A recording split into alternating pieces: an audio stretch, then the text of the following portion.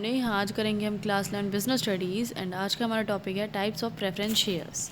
And guys, इस channel पे हम जितनी भी वीडियोस करेंगे वो सभी एनसीईआरटी की बुक्स में से करेंगे। तो देखो बुक में क्या लिखा हुआ है कि सबसे पहला टाइप क्या है अपना, cumulative and non cumulative preference shares कौन से होते हैं।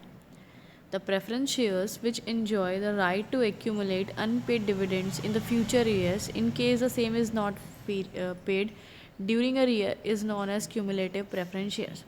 तो सबसे पहले जानेंगे क्यूमुलेटिव प्रेफरेंस शेयर्स कौन से होते हैं इसके बारे में।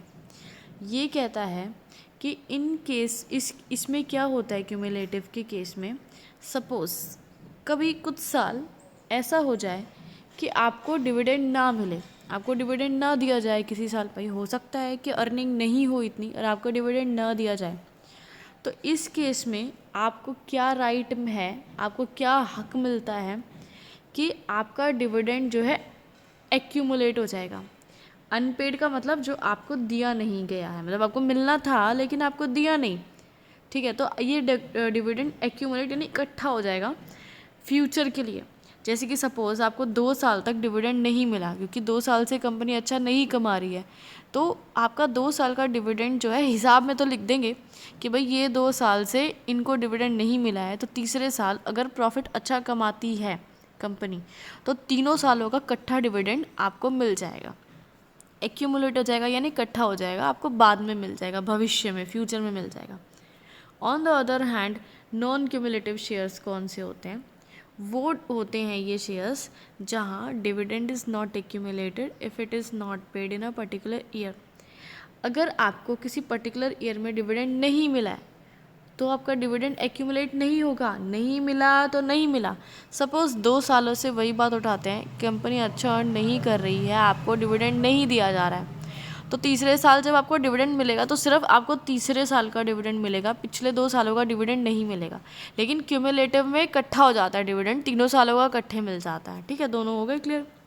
नेक्स्ट है participating and non participating preference shares. Preference shares which have a right to participate in the further surplus of a company shares which after dividend at a certain rate had been paid on equity shareholders। ये क्या कह रहा है कि इस case में क्या है पार्टिसिपेटिंग में, कि सपोज़ क्या हो रहा है, कंपनी ने डिविडेंड दे दिया, ठीक है, इक्विटी शेयर्स को, उसके बाद जो है आपको और सरप्लस बच गया, सपोज़ कंपनी का और पैसा बच गया है, कंपनी के पास काफ़ी प्रॉफिट बच गया है, तो आपको राइट मिलता है इस चीज़ का कि आपको वो सरप्लस का पैसा, वो प्रॉफिट में से और हिस्सा मिले, ठीक है। इक्विटी शेयर होल्डर्स को जब पैसा देने के बाद भी अगर थोड़ा बहुत पैसा बच जाता है तो आपको दोबारा से जो है और फ्यूचर में क्या होता है, पैसा मिल जाता है, जो प्रॉफिट में से हिस्सा होता है आपको और मिल जाता है। तो वो हो गए participating preference shares. Non participating preference shares कौन से हो गए, which do not enjoy such rights of participation in the profit of the company. जिसमें क्या होता है, उनको कोई राइट नहीं मिलता है कि कंपनी जितना मर्जी प्रॉफिट कमाए, इनको बीच में हक नहीं मिलेगा कोई भी।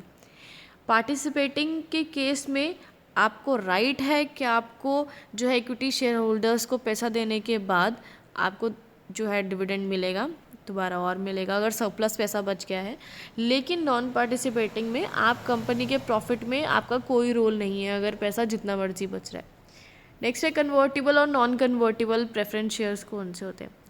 Preference shares that can be converted into equity shares within a specified period of time are known as convertible.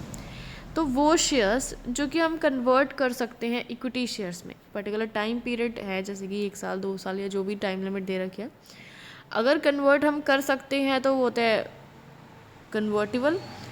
अगर हम उन्हें कन्वर्ट नहीं कर सकते हैं, ऐसे शेयर्स इन्हें कन्वर्ट नहीं किया जा सकता है इक्विटी शेयर्स में, तो वो रहते हैं नॉन कन्वर्टेबल। नाम से ही ज़्यादा क्लियर हो रहेगा ना, कन्वर्टेबल जो इक्विटी शेयर्स में कन्वर्ट हो सकते हैं, नॉन कन्वर्टेबल जो इक्विटी शेयर्स में कन्वर्ट नहीं हो सकते हैं। इस वाली वीडियो